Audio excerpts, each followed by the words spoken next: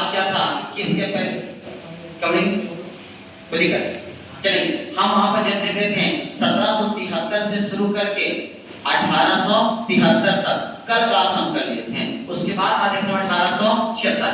सुनिएगा 1876 का जो अधिनियम है इसको बोलते हैं शाही उपाधि अधिनियम बोलते हैं। सब 76 को क्या मिल रहा है? उपाधि मिल रहा है। और उपाधि भी किसको मिला है? महारानी विक्टोरिया को मिला है। 28 अप्रैल 1876 को इसको समाप्त घोषित कर दिया गया है। अब यहाँ पे कहा गया इन्हीं को कैसे जन उपाधि 1877 दिया गया।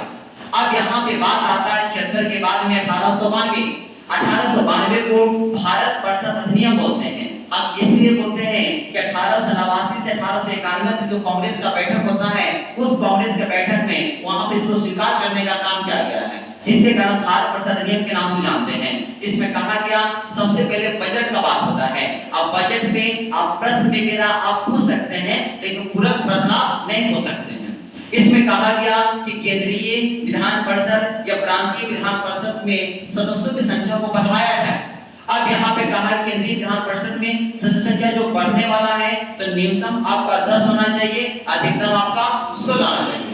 इसके बाद कहा गया कि इसके अलावा भी गैर सदस्यों के और गैर सदस्यों का जो प्रयोग होगा चयन किया जाएगा वो प्रणाली रहेगा अप्रत्यक्ष और सीमित चुनाव पद्धति होगा। लेकिन ये चुनाव शब्द का प्रयोग 1892 के अधिनियम से पहले था ही नहीं, जबकि उस समय भी इस शब्द का प्रयोग नहीं किया गया था।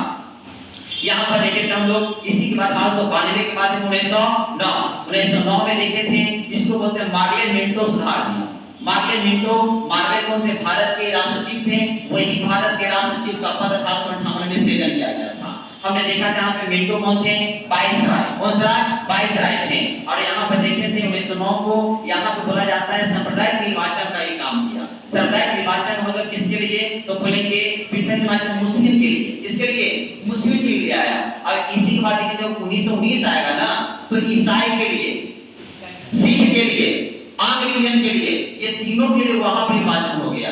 इसी के कारण वहां मांग करते हैं अम्बेडकर कि सबका बंटवारा कर दिए, मुस्लिम के अलग कर दिए, ईसाई के अलग कर दिए, सिख अलग कर दिए, आंग्लियन अलग कर दिए, तो हमको काहे छोड़ रहे हैं?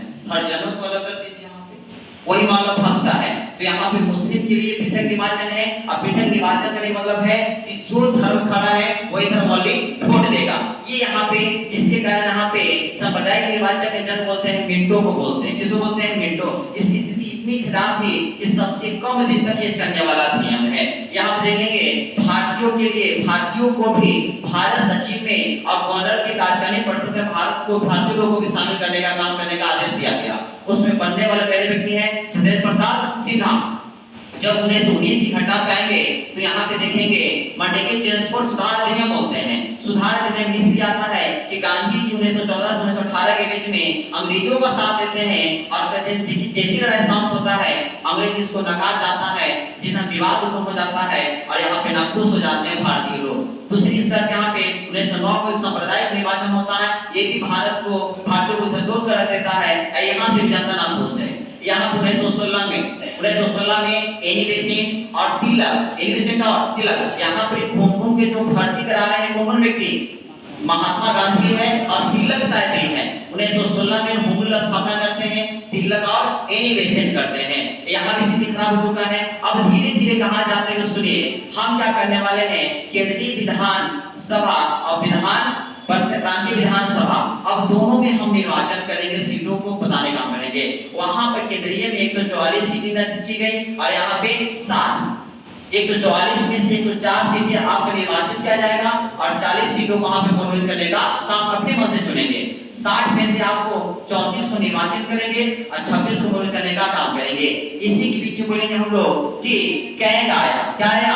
कैग आया था और पीसीएस क्या बोलेंगे? पीसीएस आया। और दूसरी बात करेंगे यूपीएससी। क्या बोलेंगे? यूपीएससी आ गया। यूपीएससी आने के बाद करेंगे यूपीएससी जो आया था वो किसके लिए? तो बोलेंगे यूपीएससी को ली कमीशन। कौन कमीशन? ली कमीशन। जो ली आयोग होता है 1923 से 24 वहां पे उसमें बोला गया था। अब यहाँ पे एक बात आ गया था कि यहाँ पे जब सांप्रदायिक निर्वाचन की जब बात चल रहा था तो कहा गया कि यहाँ पे सबका निर्वाचन आप कर दिए, पृथक निर्वाचन कर दिए हैं, हम लोग कर दीजिए। तो यहाँ पे ईसाई की बात करेंगे, की बात करेंगे और यहाँ पे आंग्ल इंडियन की बात करेंगे। इन सबों का निर्वाचन कैसा हो गया? तो पृथक निर्वाचन हो गया। अब यहाँ पे मुस्लिम खड़ा है तो मुस्लिम को हम वोट दे रहा है, यहाँ ईसाई तो ईसाई देगा, सिख देगा, ये सब बांट दिया गया। ये आंग्ल इंडियन क्या होते हैं? आंग्ल इंडियन का मतलब है कि जब हमारे देश में जब इंग्लैंड आया, जब ब्रिटिश आया, अब आने के बाद जब देश आजाद होने के बावजूद भी यहाँ पर वो लोग रह गए। आप कलकत्ता साइड में जाइएगा, आपको मिल जाएंगे वो लोग। तो वहाँ पे आंग्ल इंडियन का मतलब जो विदेशी लोग यहाँ आए थे और देश आजाद होने के बाद भी अपना परिवार सब साथ समय ही रह गए, तो उनको देखेगा, उनको देखने के लिए कहा गया कि आपको भी हम आरक्षित कर दे रहे हैं। तो तीनों को यहाँ पर आरक्षित करने का किया गया है, ईसाई को, सिख को और यहाँ पे आंग्ल इंडियन को। इस तरह से यहाँ पे देखेंगे 1919 का शासन अधिनियम। एक चीज और देखे थे, द्वैत शासन। द्वैत शासन की अगर बात करेंगे तो द्वैत शासन के जनक कौन है? लियोनस कार्टियस। कौन कार्टियस? लियोनस कार्टियस है। ये कौन सा है? डायरची। डायरची में इस बात को बताया गया था, यहाँ पे कहा गया दो भागों में हम बांटेंगे, एक को आरक्षित बोलेंगे, एक को असांझित बोलेंगे। आरक्षित जो हाथ रहेगा प्रांतीय गवर्नर के हाथ में रहेगा, असांझित रहेगा प्रांतीय विधान परिषद के हाथ में रहेगा। लेकिन यहाँ पे गवर्नर कौन है? अंग्रेज है। ये जितना बढ़िया बढ़िया चीज था सब अपने पास रखा और खराब खराब कहाँ लगा दिया? इसके पास लगा दिया।